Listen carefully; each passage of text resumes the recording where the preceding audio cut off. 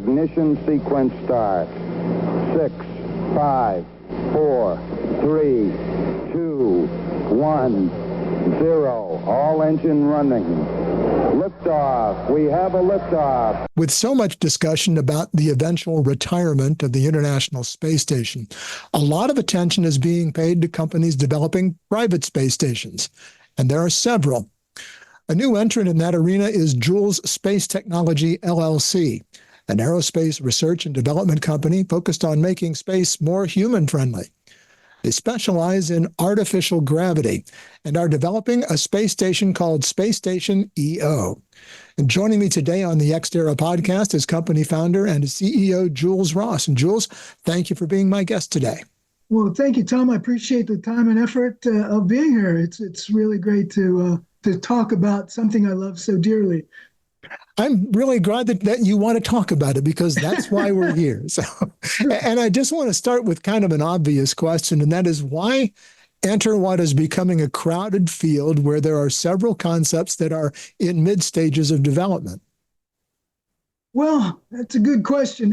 For me, it's the concepts that are being developed. We're really developing an artificial gravity space station. There's a lot of concepts out there that are developing artificial gravity beds, rotating beds and things like that. So I think we're really the only one that's developing an artificial gravity space station that gives you 24/7 Earth gravity, opposed to just 8 hours of sleeping in a rotating bed, if you can even sleep in a rotating bed. But so that's why we're in it. But if you have 24-hour artificial gravity, doesn't that obviously you're going to have some space on your station where there's no gravity, because I think the whole point is microgravity research. Oh, absolutely. That's one thing about our platform. Our platform has both environments on one platform. It has 1G and 0G. So now we can do our experiments in 1G and then actually do backup experiments on 0G or vice versa. So the scientist and the experiment can be on the space station at the same time, opposed to having somebody else work on your experiments for you. These are the things that really make us stand out, is that ability to have both environments on one platform and then have the scientists and their experiments on the same platform. This kind of has an almost Star Trek kind of feel to it, because every time you watch Star Trek and they're walking around on the deck of whatever starship they're on, just like nothing was out of the ordinary. How does this artificial gravity technology work, Jules? Well, I just want to tell you, I'm a Star Trek fan too. And I think the number one thing that you really love about all space-related flicks is that they all have gravity. How they get gravity is a mystery, but that's because that's television. How we get gravity is not a mystery; it's a rotating sphere, and by the rotation, it's like a bicycle wheel, if you will. Sure. And it rotates, and we rotate at 41 miles an hour, which is 5 revolutions per minute, which is 12 seconds per revolution, and that's how we get it. The difference is it's not a vast, like in Star Trek, where you have this multi-layered ship and you can go on any floor and gravity's always there. This is different. This is the beginning stages. This is the baby stage, if you will, of artificial gravity. This is the beginning of that future. So no suspension of disbelief is necessary. No, like in television. Yeah. No, I mean, basically, that's really what this is about. It's about fixing a big problem for space, sure, for humans in space. We're a gravitational species. Gravity is a part of our DNA. And by pulling us out of this gravitational system, and you put us in 0G or microgravity, it really does damage to the human body on many different levels. And what we're trying to do is make sure that doesn't happen. So microgravity might be great for experiments, but it's not great for humans. Not unless you want to experiment on humans and how microgravity destroys their body, then it's a perfect environment. But for us, it's not. It's these are the things that have to be fixed, if you will, or changed for us to have a sustainable life in space. So to kind of go back to another science fiction kind of a comparison, it sounds like you're describing something like the Jupiter 1 spaceship in 2001, which had the big rotating ring along the outside of it that I guess gave gravity, or the space station that they went and where I've forgotten what hotel chain it was that got the naming rights on that movie, Right. but there was a hotel in the space station, but it was a big ring and it was rotating. Yeah. Well, basically, it's a rotate. Like I said, it's a rotational aspect. The difference is we have a smaller threshold as far as walking and where you're going to be living, because it's like a passenger train, a sleeper train. To change images, if you connected 16 sleeper trains and put a little 22-degree angle on each of the trains and hooked them all together and rotated that around, that's what you have. That's our space station. It's basically in those dimensions. It's going to be a very tight environment, but at the same time, because we have a radius inside the space station. Excuse me. It's about 9.5 feet, 10 feet. Right. And so, and that's really, that's your walking space. That's where you live. That's those 10 feet. And if you put other elements in it, like life support and all the other things that we're going to have in there, that's your environment. It's going to be really tight and it's going to be really close, but it's just like what's happening in the ISS right now. It's really tight. It's really close. The things that we have, that distinguish us from others is what we're able to do with this environment, and how much just simply adding gravity, what I call the missing equation of space, is us actually having gravity in space will change everything. It changes everything. Of course, there was more than one example of 3 people flying all the way to the moon and something about the size of an SUV. So I guess yes, really, and they were astronauts are used to that. Yes. So these are the things that we feel that is really important is to change this environment so it's a live-work environment. So you can live there, and that's what we want. We want so you can be up in space. Doesn't matter for a year, 6 months, a year. It's not going to damage your body like if you were up in a space station now, the ISS. The damage of the human body is pretty amazing. Which is why you see when the astronauts come back from the space station, they have to be carried off the reentry vehicles because they can't walk. Well, my dream is that when they come back, they can just walk out, just like they did when the Apollo came back. The astronauts literally walked out and walked into the chamber where, the isolation chamber. Isolation chamber. Thank you. Yeah. So, yeah. So what are some of the key features and goals of Space Station EO? Well, EO is really, we've taken on what is considered NASA's five what I call the hazards, or what NASA calls the hazards of spaceflight. And that is a gravitational system, electrical magnetic field, radiation protection, hostility, isolation, and distance from Earth. And by taking on these issues, we can solve these problems. And that's what we've done. We can actually produce an electrical magnetic field because we have 2 environments. We have a rotating environment and stagnant environment, which is, if you wanted to use a reference point, it's like a windmill. You have the windmill turning and it rotates the generator to give us the power that we need. So that's one of the features. The gravitational system itself is another feature. The isolation and all the other things, we have private rooms. So now the astronaut can literally, instead of floating around in a sleeping bag in a closet, he can actually go into his room and close the door, or she can go and close the door and be, just away from everybody and defrag, if you will. Just have a little privacy. Just have a little privacy, absolutely.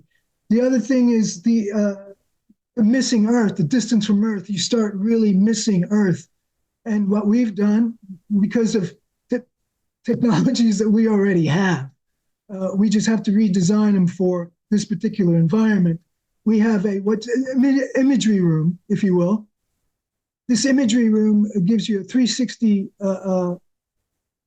surrounding, embeds you into, if you're missing Earth and you say, I want to go for a walk in the forest, it will visually put you in the forest. It's like a hologram room from Star Trek, if you will. Okay. that was the picture that was coming to my mind. Yeah. So basically we're trying to take away that part of missing Earth and being in this environment. And, especially if you're talking about long distance flights and going to the Mars, or with my dream is the moons around Saturn, where you can send a 5-year a crew to a 5-year mission. These are all going to be important, not only in LEO, but in deep space, all these technologies that we're developing.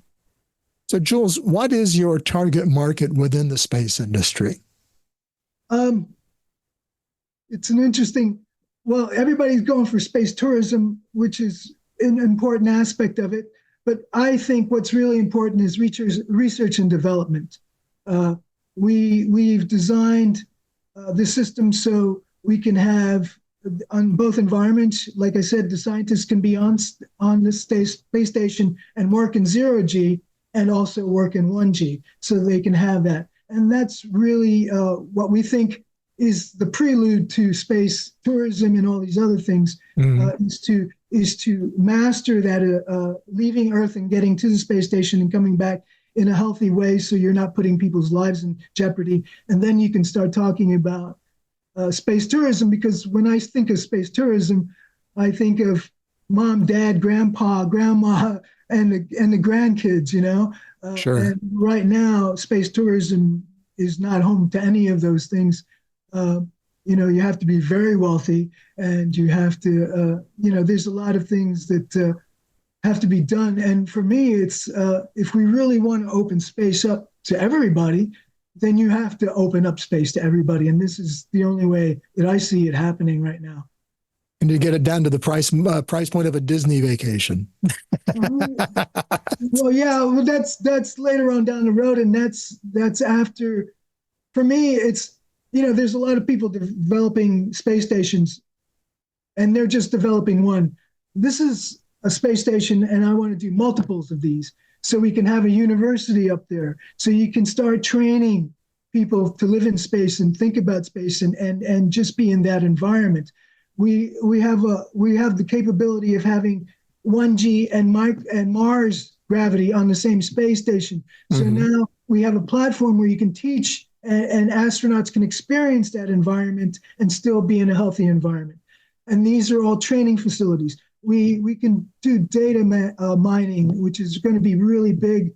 I'm really concerned about the future of our planet. So this will help the planet monitor itself and allow us to have some breakthroughs where we wouldn't have breakthroughs before.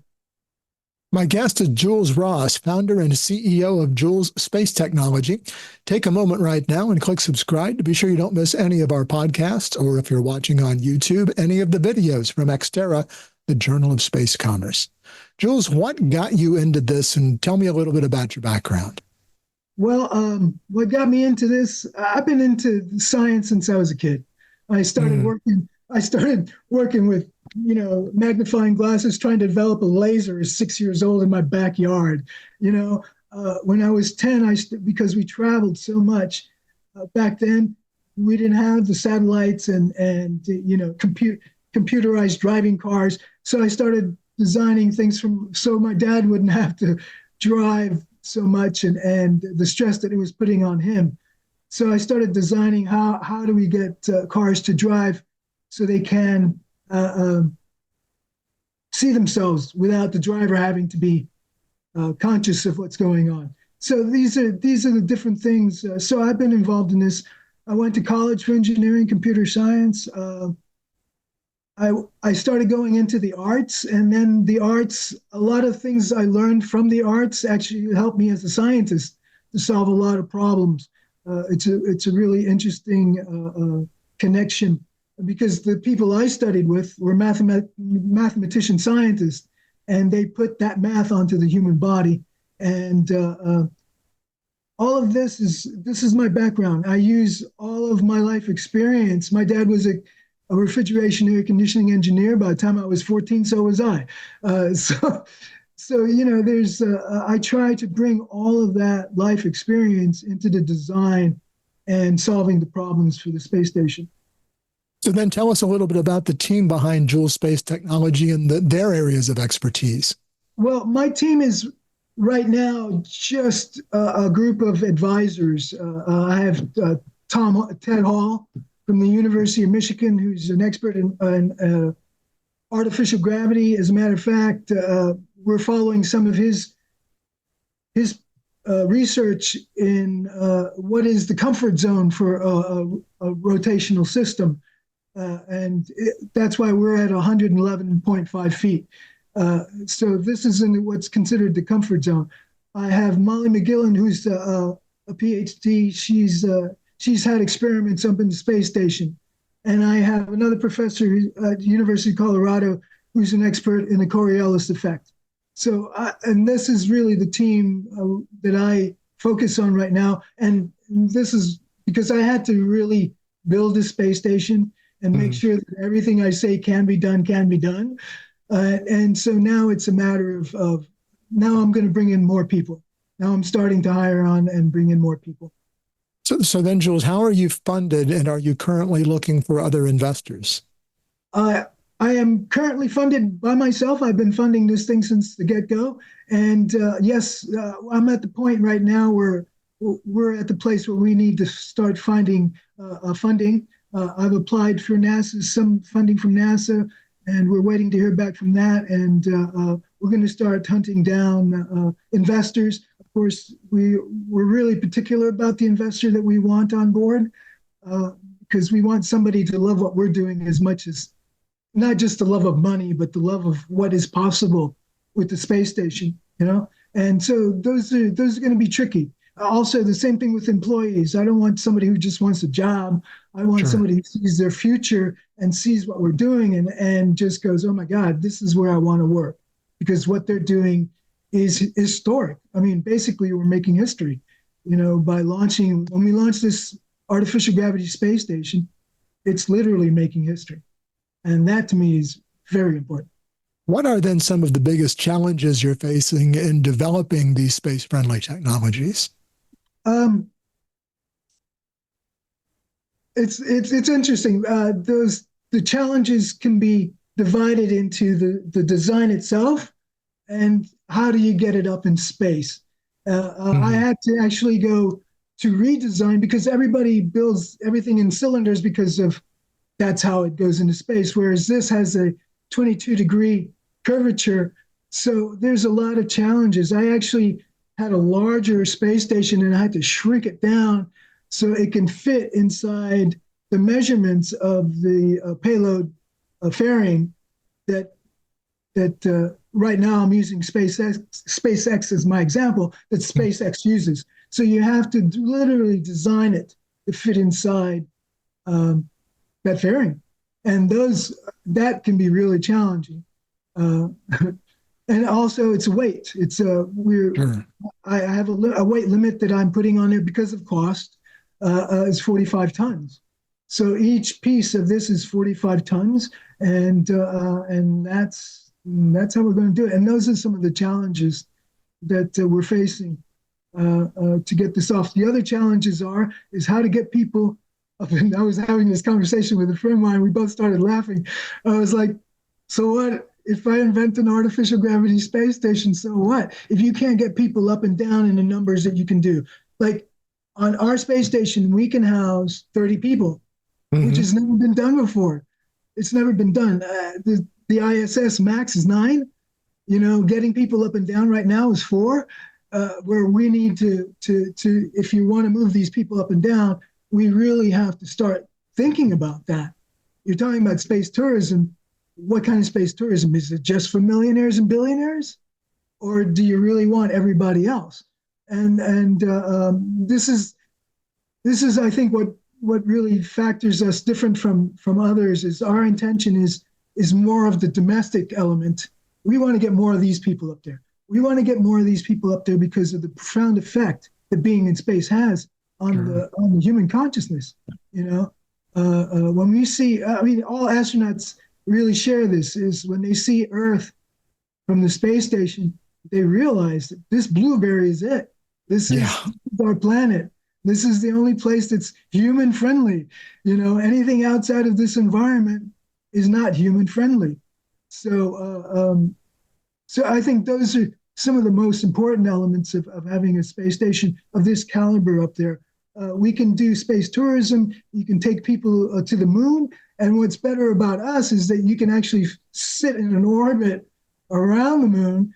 And so you're not just flying by the moon and waving at it, because you have to stay in this trajectory. We can park this baby in an orbit and you can see the moon all day long, as long as you want.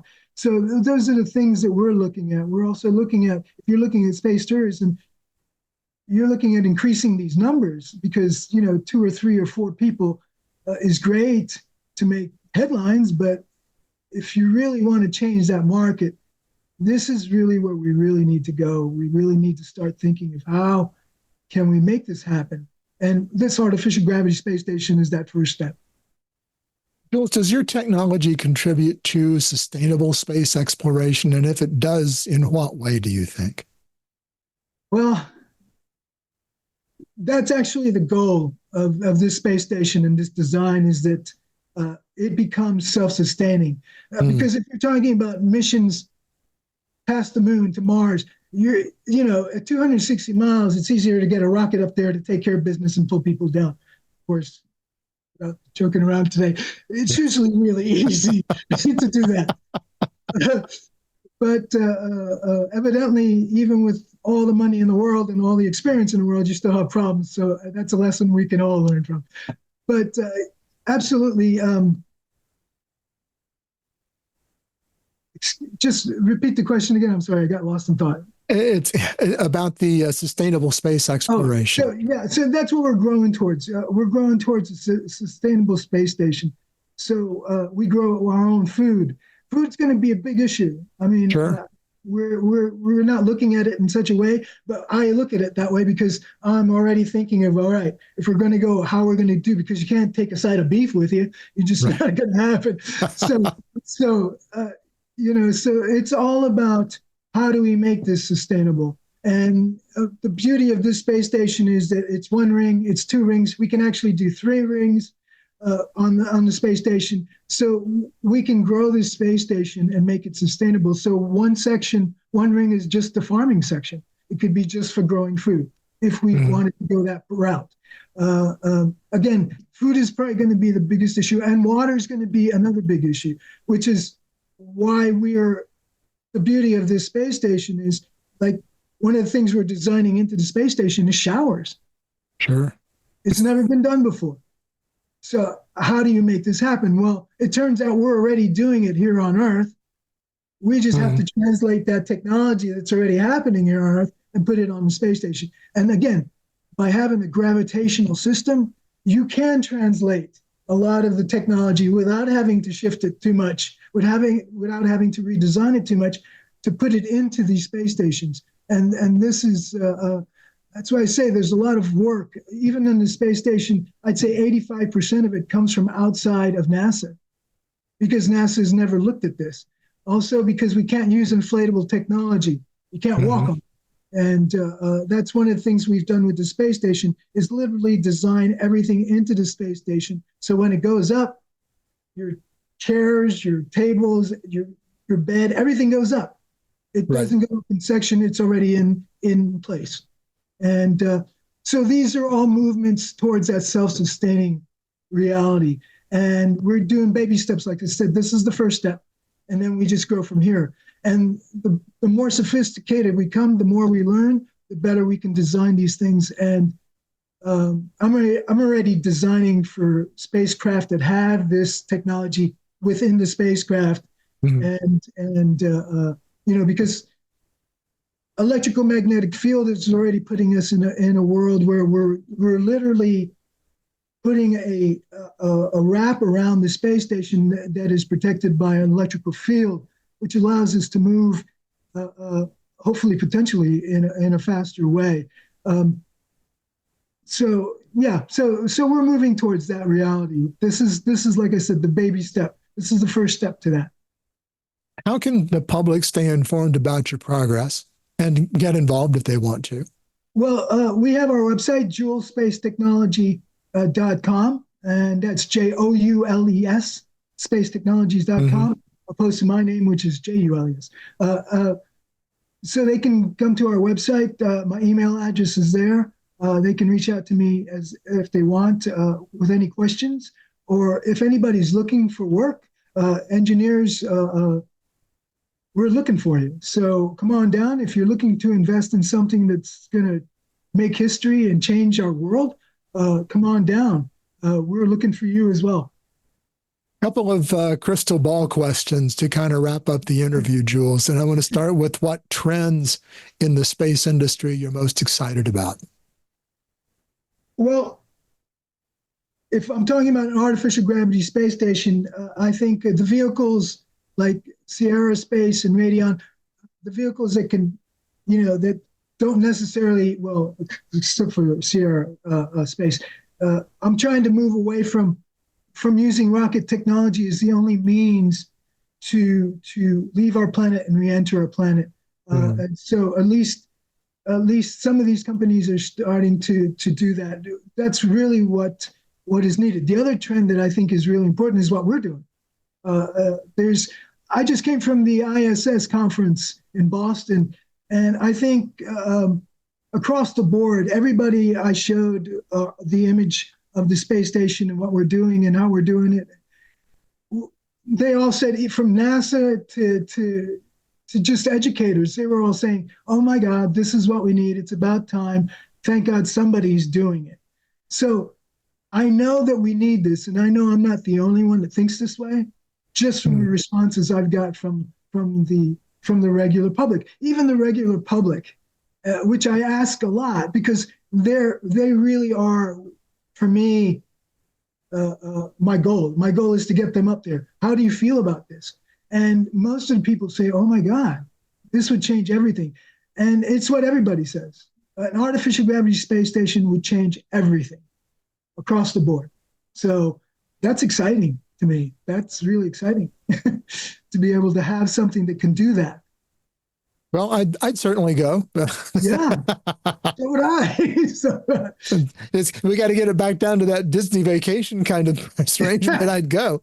well, if we wait long enough, Disney money, the entry fee should increase. So maybe it'll balance out. One thing more, Jules, and I'll let you go, but we ask this of all of our guests, and that's to look at, if you might, over the next 10 to 15 years in space commerce and what you perceive as your role in it, and tell me what you see. Well, what I see in the future is not one space station, but multiple space stations. We'll have a university. We'll have a platform for astronauts to train that are wanting to go to Mars. We'll have a research and development manufacturing center.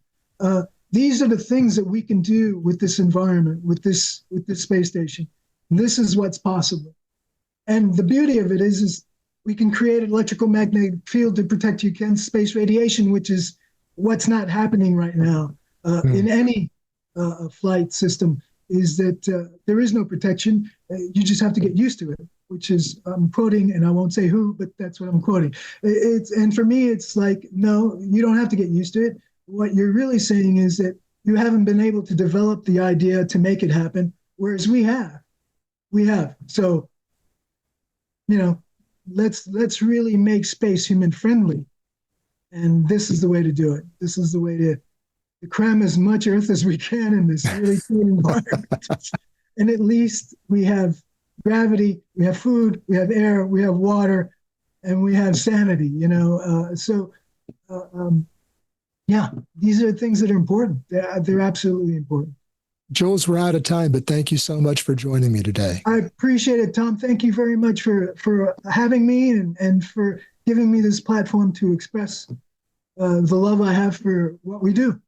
You're certainly passionate about it, and I wish you all the best of luck. And we'll stay in touch and get me on your media list so that we are able to make sure we don't miss anything as you move forward with your project. Absolutely. I'll let you know. As a matter of fact, and I'll just tell you, this is my first interview ever. Oh, well, you've done well. So you and I are going to be friends for a long time. All right, Jules. Well, I'm looking forward to that. Jules Ross is the founder and CEO of Joules Space Technology. And that's going to do it for this edition of the Ex Terra Podcast. You can subscribe to the audio version of the podcast on Spotify, Apple Podcasts, Audible, and many other popular podcasting platforms. Be sure to click subscribe so you don't miss any of our podcasts or any of our other videos. You can get daily updates on space commerce by subscribing to the Journal of Space Commerce on Substack at www.xterrajsc.com. And one thing more, be sure to connect with us on LinkedIn and follow us on X at XTerraJSC. Until next time, I'm Tom Patton. Thanks for joining us. I wanna go faster, faster. Hands in the air, we're gonna crash. Searching for the answers, my Galileo through his looking glass. Thirst for reason, our dreamer's eyes we gaze into a sense of purpose, know my view. Like finding water on the moon.